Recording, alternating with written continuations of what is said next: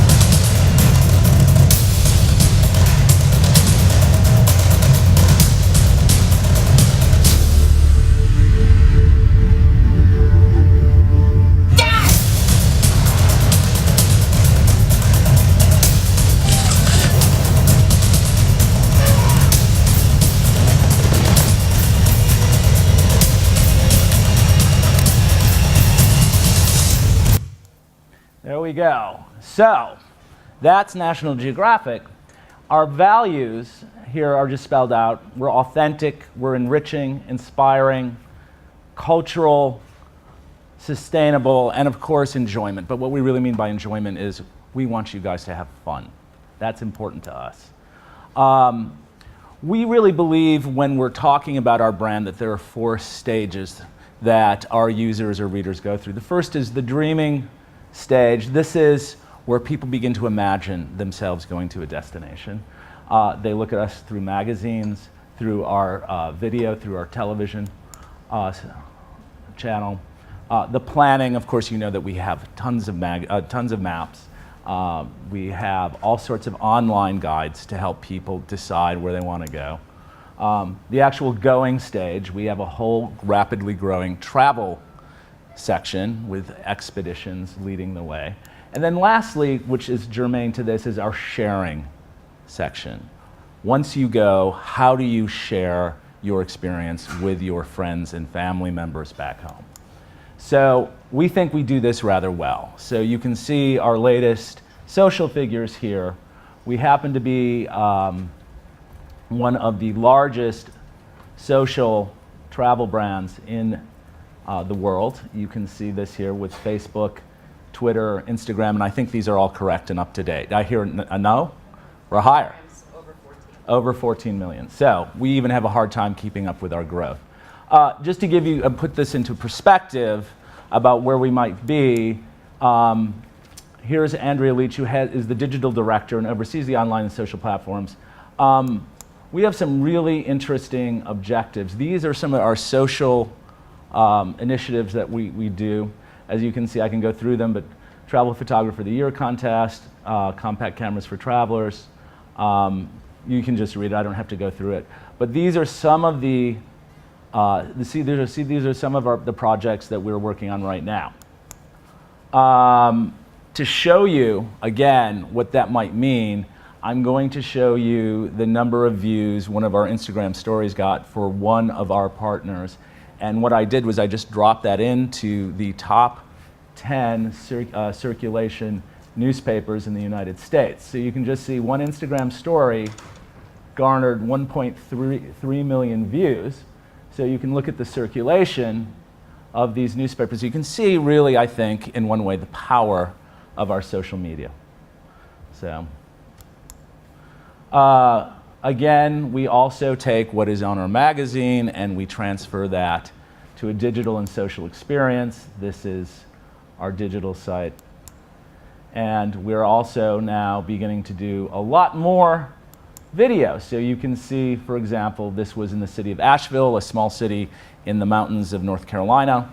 Every Friday, anybody who is in the city brings a drum, and you can bring any drum, anything you can want to bang on if you're a visitor, and you meet in the local park and you have a big drum circle. So we had one of our digital nomads go and just do a Facebook Live, as you can see from there, 134,000 views. We thought it was quite successful, and we are growing this constantly. So you're going to see a lot more video coming out and on our social platforms. So here we are, the road ahead. We are in the process of reorganizing the digital team to take advantage of some of our strengths. Content creation, we're going to go ahead and we're going to be doing a lot more original content. There's going to be some new navigation and site design. And again, the growth is in video, newsletters, social audience, and again, supporting all of our ancillary brands. And really, as I said, getting back to having fun. So what I want to do right now is talk about these other initiatives here. I haven't forgotten you guys, believe me.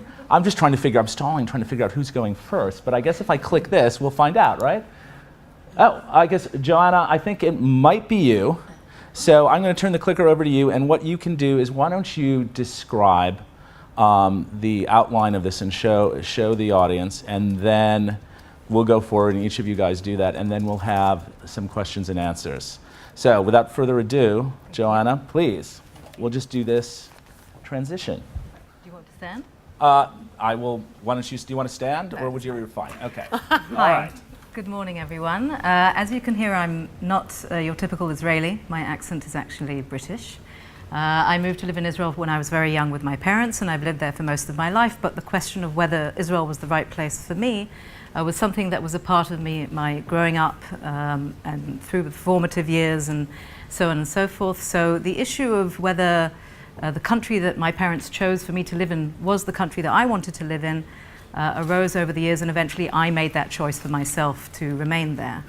And several years ago, I'm actually not from the advertising industry or from the branding industry, but several years ago I was in high tech, and I realized that there is an enormous disparity between the way the world sees the country that I live in, which is Israel, rather controversial country brand, the way the world sees Israel and what I see from Israel. Because what most of you see from Israel is through the media. You see the news of the conflict. You see very little about what goes on really, what's our culture, what's our business, what's all the different things that make up a country brand. And we're in a very difficult position. So I decided that I want to get involved in this. I closed my business. I started a non-profit organization. And the idea was really, how can we, the people, because the government I felt was going too political, how can we, the people, make a difference? And I discovered that the government had in fact developed a nation branding strategy, which I thought was a wonderful strategy. I took that strategy, which wasn't really being implemented to the extent that I would have hoped, and just started doing it, right? So no government support, few collaborations because nobody knew who we were. So businesses felt that the government should be doing the branding for the government, and so on and so forth. So we were pretty much on our own, and we thought, how can we share Israel's brand, which we consider is all about creativity, innovation, entrepreneurship, and multiculturalism? How can we share it with the world? And we decided, if we don't have a lot of money and we don't have a lot of opportunities, we have to be quite innovative. And this was 5-6 years ago. We decided to focus all of our efforts on social media. Okay, and we felt that the best way to get people to shift perceptions, because we're not about increasing travel to Israel, we're not about inward investment, all these things, we can't take credit for the whole country. So we are only interested in shifting perceptions about Israel, and especially young people. For us as a brand, Israel is losing The millennials, they no longer have any sort of connection with this place called Israel. Older people remember the Holocaust, remember all sorts of things that for us as a brand used to be relevant. So how do you reach millennials? Through social media, and we started a program. We do several things, but we started a program called Vibe Tours. The organization is called Vibe Israel. The tours are basically identifying the leading bloggers, Instagrammers, and online influencers in the world who write about a specific topic, and we invite them to come to Israel for a week and experience that topic. So if it's about architecture, the whole week will be about architecture. If it's about clean tech, it will be about that. If it's about women entrepreneurs, and so on and so forth. And to summarize it all, there's this short clip that I hope will explain it better than I can.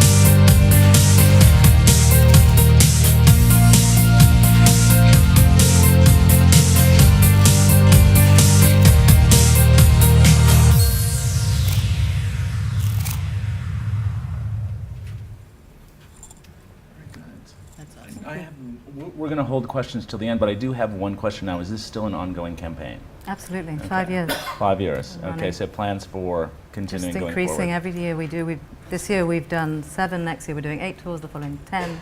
So on. Okay, very good. Thank you. All right, now we're going to hear from Paula Butler from Philadelphia, one of my favorite cities. All right. So, Paula, would you like to come up here, or would you like to stay where you are? I think I'll stay where I am. Okay. Thank you. All right. Can you hear me? I don't know if my microphone is on. Yeah. Is There we it? go. Okay. Well, I just wanted to give you a little bit of a background on Visit Philadelphia. We were founded in 1996. We're actually 20 years old this year. And we were founded as a way to as a replacement industry. The theory was, we were an experiment. The theory was that Philadelphia just might be a place where leisure tourism could become a thing. We're a 300-plus-year-old city, but until very recently, we were not seen as a leisure destination at all. In fact, my colleague Meryl Levitz is the CEO and founder of our company, and they thought she was crazy when she took this job to do this, because Philadelphia, our average length of stay was 3 hours. at the time, and now it's 3 nights. So that's pretty good.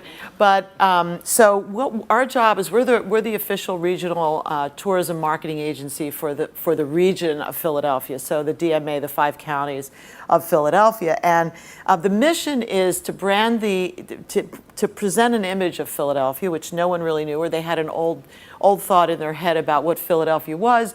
Post-industrial, Liberty Bell, Independence Hall, which of course we love, but then it was Rocky, and we still love him. He's celebrating his 40th anniversary this year. And they call our Museum of Art, which is one of the top 3 museums in the country, actually the Rocky, they call the Rocky Steps instead of the Art Museum steps. So we had a lot of work to do. We are still an emerging destination. We focus on leisure tourism and brand image, and we work with our partners, the PHL, the Philadelphia Convention and Visitors Bureau, and Alethea Callbeck is right there. Raise your hand. So we are in charge of place branding and visitation in the continental U.S., Canada, and Mexico, and the CVB works on conventions and meetings. And we work very closely together and overseas marketing. So that's kind of just to give you a lay of the land. We started doing social media around 2007, I would say the same year the iPhone came about, which was fortuitous. And at that point, it was RSS feeds, and I don't know whatever happened to them. But anyway, they're gone now, pretty much. And so we started then, and we did an award, just like my colleagues here did an award entry on real-time engagement. And engaging with the visitor when they're on the ground. That was kind of what we chose to submit. And even though we have 1.2 million fans and followers across 15 channels now, we're finding that engaging our visitors and getting them to become ambassadors is really the key to growth, in addition to paid posts and all the things we have to do now to reach organic as well as a broader audience. So I thought I would take through that, the real-time engagement. I just wanted to ask, how many of you in here, there's not that big of a group, do real-time engagement or actually communicate with your visitors when they're on the ground if you do visitation? Alethea? You're from Philly. She's from Philly, she does. Great. Okay. What we did is we do 3 different real-time engagement things. We started out with surprise and delight. So we have a 5-member social media team, and they monitor all the conversations going on. And when they identify someone who's in the destination and they say they're staying in a hotel and say we want restaurants near the hotel, we'll send them suggestions. We started communicating with them while they were there, while they were asking questions. If they had a problem, we tried to help them. And then we had a storeroom filled, we still do, with promotional items and things they might like that we could send to them. So if they were really interested and wanted to converse with us, we started taking the conversation offline to more of a one-on-one conversation, finding out a little bit more of what they liked, and then making deliveries to their hotel rooms. And we still do that. We do it every day of the week, all day long, including the weekends, making deliveries to them. And they then use that to tweet out. They take pictures of what we give them. So, and it started us thinking, how can we engage with people on the ground more? The second thing we did were what we call Visit Philly photo spots. And I think you're all familiar with the I Am Amsterdam and the photo spot. That was a big photo spot. We decided to do that with our brand, which is Visit Philly with Love, XOXO. So using the, Philadelphia is the name Philadelphia comes from the Latin of the city of brotherly love. So love has always been in our theme. And I've been saying to my boss over there, Merrill, I think with love is really more relevant today than it was yesterday or the day before. It seems to take on a new relevance for us. But so the Philly photo spots, we thought, let's put big, giant XOXOs everywhere. And does everybody know what an XOXO is? Does that translate internationally? Pretty much, I'm seeing, yeah. But anyway, we put big structures. We also came up with a bike, because biking is pretty big around Philly, and we have a new bike share program. And we did ground graphics. We have a big oversized chair at one of the big waterfront festival locations, and we thought, why don't we see if we can generate uses of the hashtag. People love with love, and they love to interact with it. But let's try to increase that interaction. And we do have a video of the photo spots, which you could play now. Okay, I think you can click it. Okay, there you go.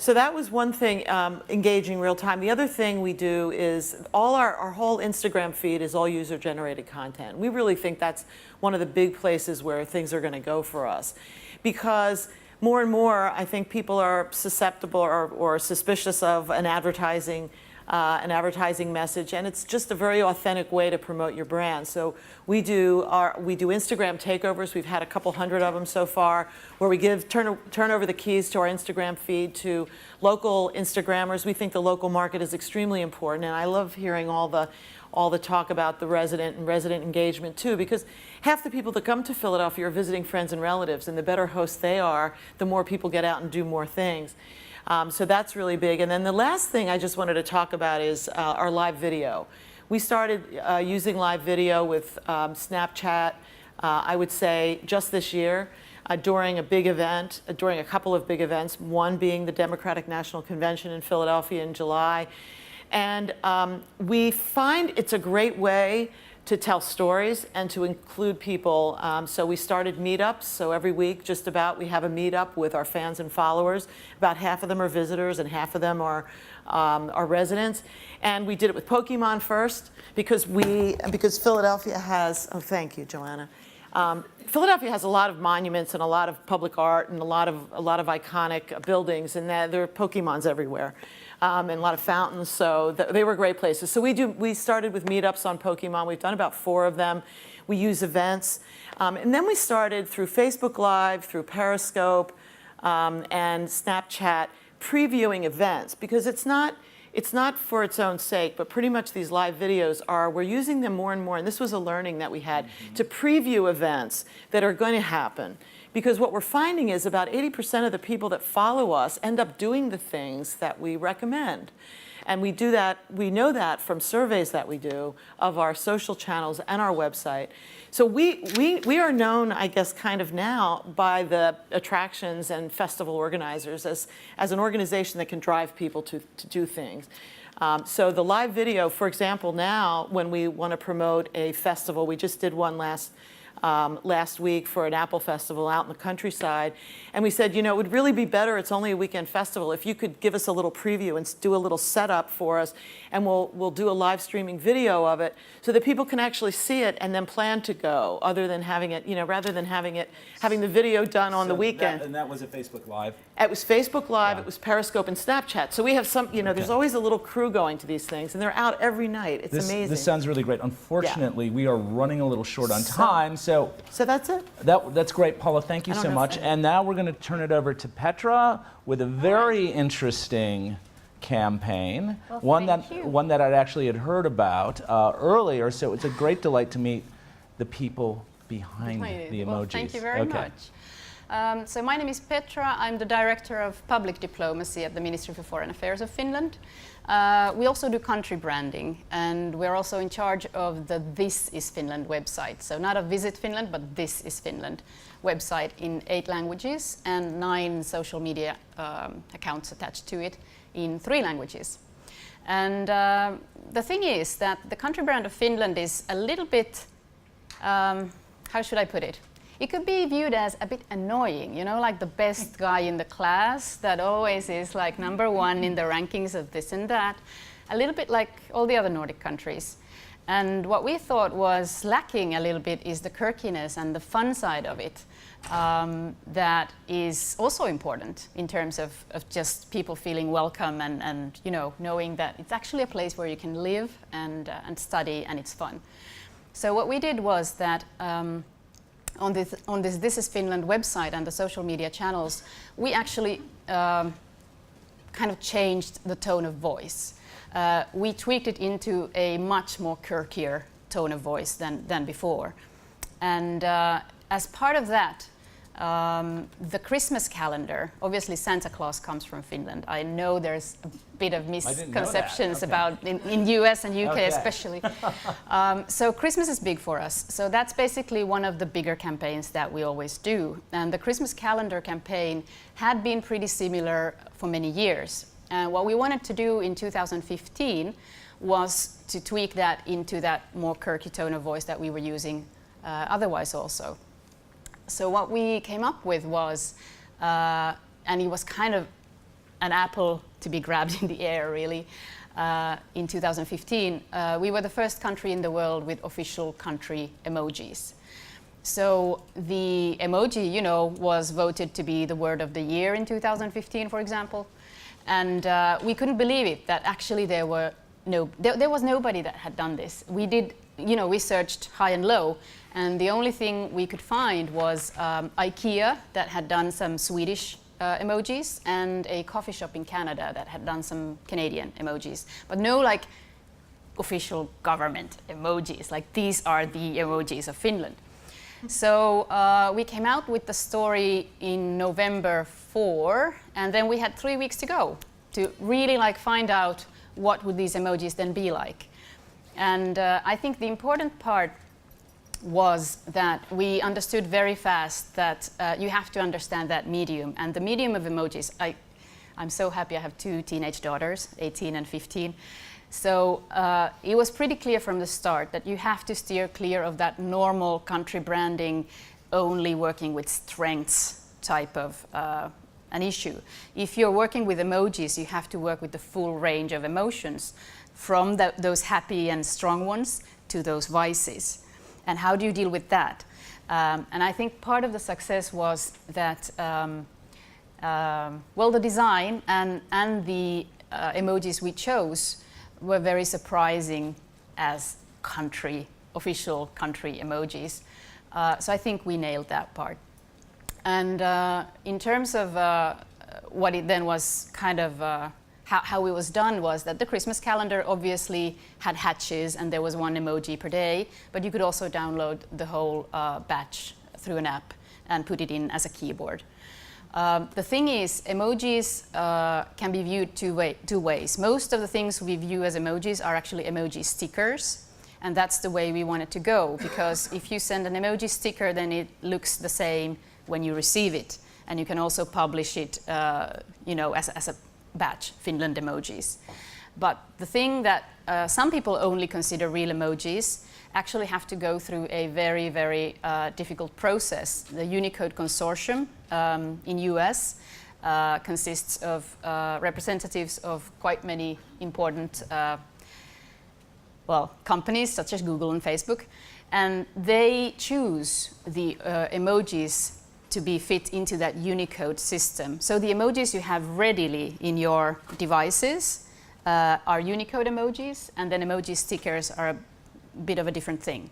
So the campaign is not over. We had the Christmas calendar. We came up with summer emojis in May this year, because, you know, Finland is a bit of a bipolar country. Finland in wintertime is not the same as Finland in summertime. So we had to come with summer emojis, but we are also in that Unicode process. So out of the 49 emojis that we have at the moment in that batch, a couple of them have been submitted to that Unicode process. So we are actually rooting for, and the decision will come in November. So we are very, very, let's say, nervous at the moment. But we are kind of rooting for that sauna emoji. So maybe that could be included in Unicode. And then that would mean that my team actually would have left a mark forever, because when it's in Unicode, it's there forever. I mean, my grandchildren will see that sauna emoji. So we'll see what happens. And what I'll show you now is a short video about the Finland emojis, and then of course I can take questions, or maybe not, we'll see. Emoji, the cartoon images in our text messages, are becoming a more powerful force in our daily communication. So I guess it should come as no surprise to hear that the country of Finland has made its own official emoji. These icons represent what the country is best known for.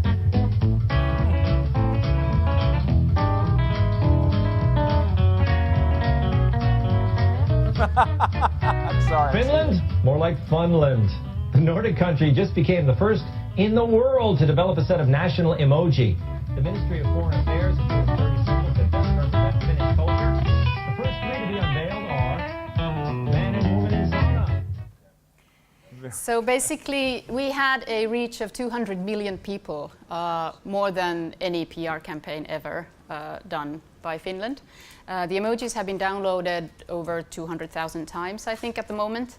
The advertising value, which is an indicator I don't always love, but it gives you an idea.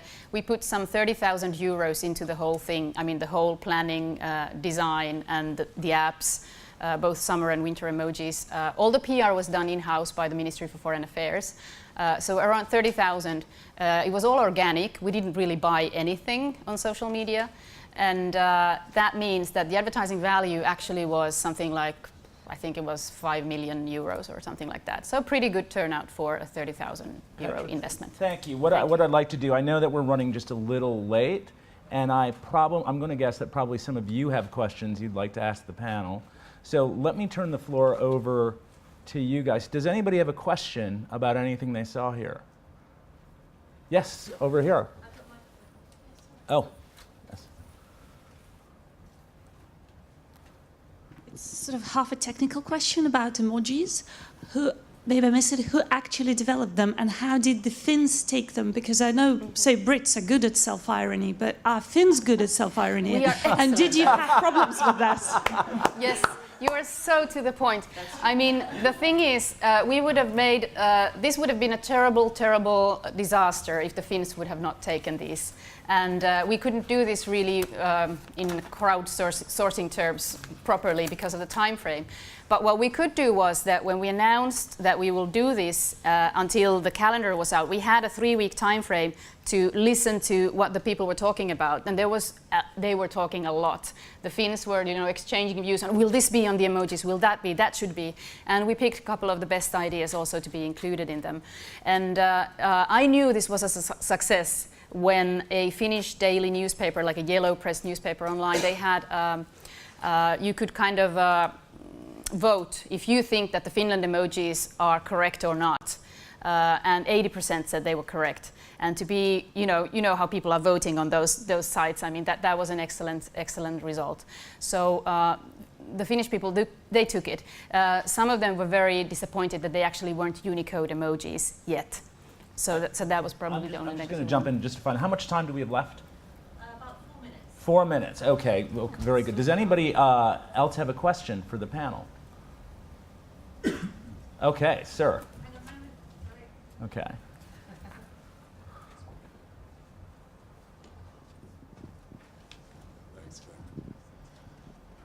Sorry, hi, Paula. My question to you. With the XOXO, the sort of activation that you do, did you track how much of that was sort of inbound sort of participation, how much of it was local? Did you find that the local Philadelphians were actually equally as engaged, and that was reflected in the sort of social media sort of results? Well, we actually evaluated all the locations, and we chose locations where visitors go.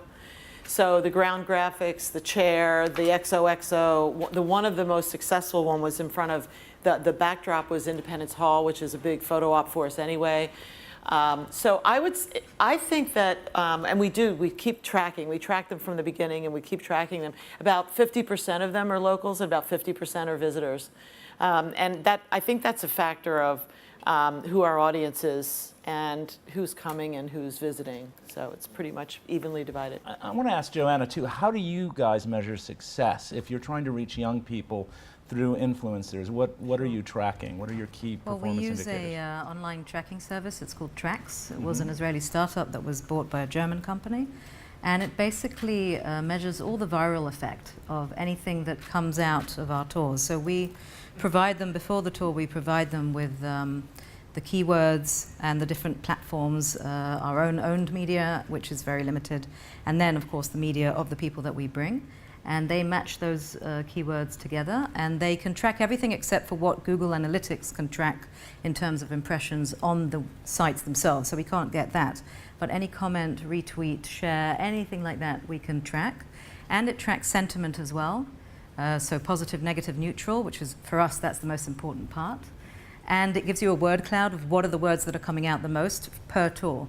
So we know per industry, for example, what are the areas that people are most writing about and most reacting to. Have you ever tweaked your tours based on the data you received from an earlier one? Yeah, because we started repeating tours. Yeah. So yes. Can you give us an example of what you might have done differently based on your data?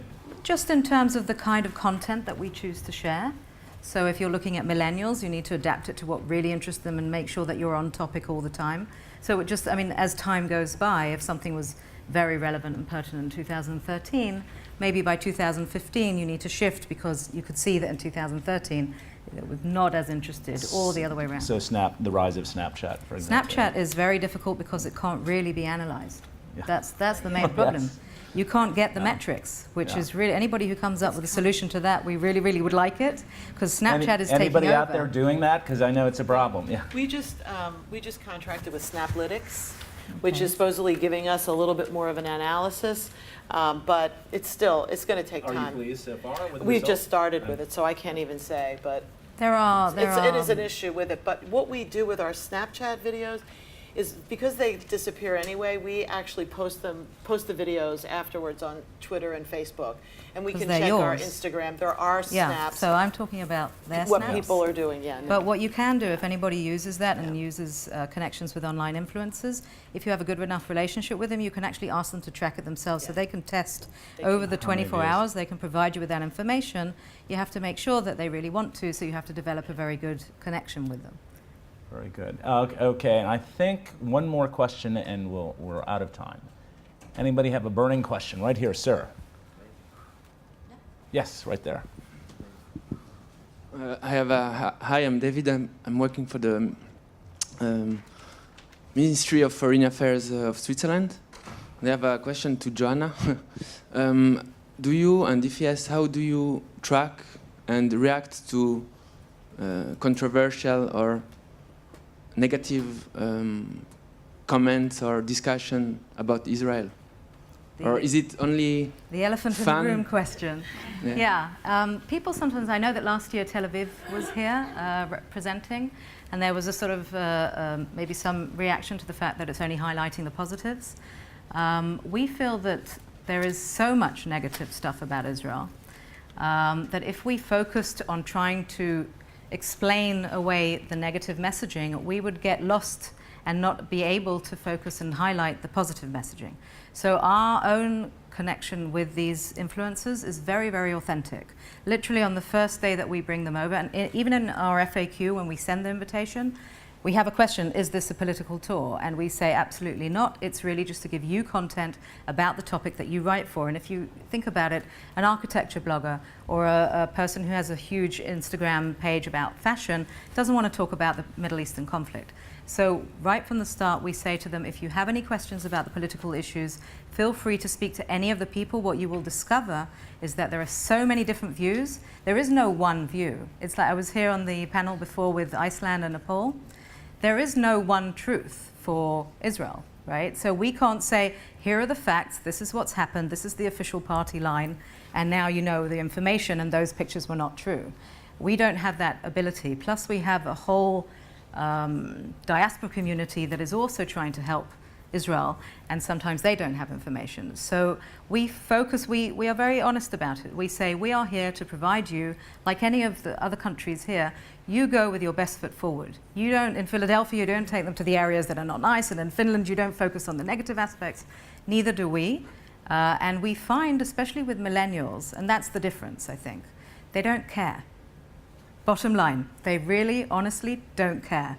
They want to get the content that they're interested in. I'm shocked that they have no knowledge of a lot of the stuff going on. Sorry, but I sometimes, you know, if there's a terrorist attack in Israel, and I'm praying that they will cancel so that I can justify cancelling the trip. But they don't, because they've just been to a fashion week in France and then on to there, and then they turn up here in Israel, and then they're like, yeah, hi, I'm here to do my social media stuff. So we see it as a huge opportunity, but we don't ignore the fact that there are controversial elements, and I'm very honest about it, and I have no problem discussing it. Yeah. I just wanted to say, I mean, if you give control of a media to somebody, you just have to go all in. Absolutely. You cannot work with censorship. I mean, that is just not an option. I mean, we gave our YouTube channel completely to 10 vloggers, and they vlog what they vlog about. I mean, Finnish vloggers, young people all over Finland, and it's just directly out. That's the only way. We Yeah. found that we're often asked by people who are very worried, what happens if it's taken over by all the negative stuff? And what we've noticed is that now that we've become better known and we bring really, really big influencers, so there are anti sort of sentiment trying to get into the hashtags, negative stuff, onto the actual pages of the people that we bring. And I decided the first time it happened, my team was like, what should we do? And I just said, don't do anything, let's see what they do. And their reaction a couple of years ago, they would put up a post and say, this is not a political tour, this is a tour about something else. And that was in the beginning. Now they just erase the negative comments because they don't want to see negative comments in their feeds, and it's not about that. If it were about that, then they wouldn't erase it, but because it's not. Sometimes they have a conversation, but very rarely, because people, if you go onto something and you're commenting, you're not there to have a conversation. You're there to say what you want and then you go out. And they're not going to enter into a conversation they know very little about. Okay, well, thank you so much. I just wanted to say thank you to my panelists with these amazing campaigns, each one of them very different, but very creative, and I wish you guys good luck with future endeavors in them. Everybody is free, either come up, and if you have any individual questions, please talk to us. Otherwise, I believe there's refreshments outside. So thank you for coming and attending this session.